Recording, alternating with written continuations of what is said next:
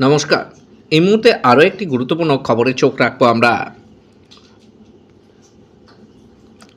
হাওড়া জেলা থেকে আমাদের প্রতিনিধি বাবু হকের বিশেষ প্রতিবেদন। তুলসীবেড়িয়া দরগা শরীফ নিয়ে আগামীতে গবেষণা হবে। উচ্চশিক্ষার্থী সিজোরাম মানিরা।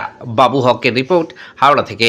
হাওড়া গ্রামীণ জেলার রাজাপুর থানা তুলসীবেড়িয়া দরগা শরীফ কমিটির আয়োজনে 21তম বর্ষ উরুস মিলন উৎসব শুরু হলো।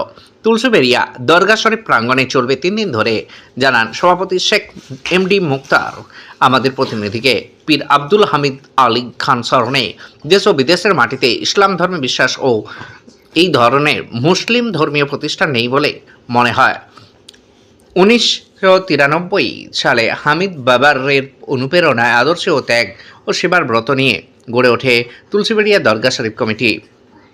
মানবজাতির কল্যাণে শিক্ষা সচেতনতা, শিক্ষার্থীর শিক্ষায় সহযোগিতা, দরিদ্র মানুষের বস্ত্র দেওয়া, পরিবেশ প্রকৃতি স্বচ্ছতা, সাংস্কৃতিক সামাজিক শরীরচর্চা, চিকিৎসা, পরীক্ষা, ঔষধ দেওয়া, শিক্ষার বিস্তারে, সংখ্যালঘু মহিলা পাঠাগার, স্বনির্ভরতা অর্জনের জন্য প্রশিক্ষণ কর্মশালা, ধর্মচর্চা, রক্তদান শিবির, সার্বিক সচেতনতা শিবির, শিক্ষায় উৎসাহী ও মেধা বিশিষ্ট জনদের সম্মানিত করা, যা আগামী দিনে গবেষণার বিষয় হতে পারে বলে শুভাকাঙ্ক্ষী সমাজকর্মী ও উচ্চশিক্ষার্থী সিজারাম মানিরা আমাদের প্রতিনিধিকে জানান। ধর্ম নিয়ে আলোচনা করবে পীর রাফিকুল ইসলাম খান, পীরজাদা সাইদুল ইসলাম খান, পীরজাদা আবেদুল ইসলাম খান সহ আর অনেকে। সমগ্র অনুষ্ঠান পরিচালনা করবেন পীরজাদা আমিরুল ইসলাম খান ও কমিটির সদস্যরা।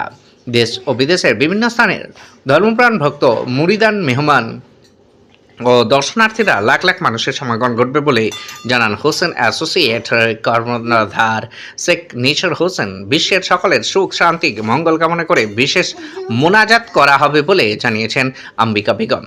সকলকে তাবারুক ও সিন্নি দেওয়া হবে।